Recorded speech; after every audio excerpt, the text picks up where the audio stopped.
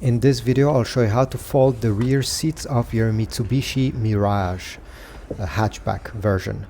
So okay, let's go on the rear over here, and you're gonna notice there's a small cord, a small I don't know how you call this, I never seen that in other cars, but it's like a small cord on the back. Okay, so you need to go through the trunk, pull on it, and it will release the rear seat. Same thing on the other side, you have this cord that is hidden right over here. Okay, let me just latch it in place.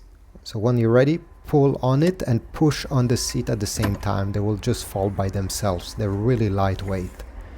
So when you're ready to put them back in place, go inside and slam them. Make sure they click in place so it's secure, and in case of accident they don't come falling down. That could be very dangerous.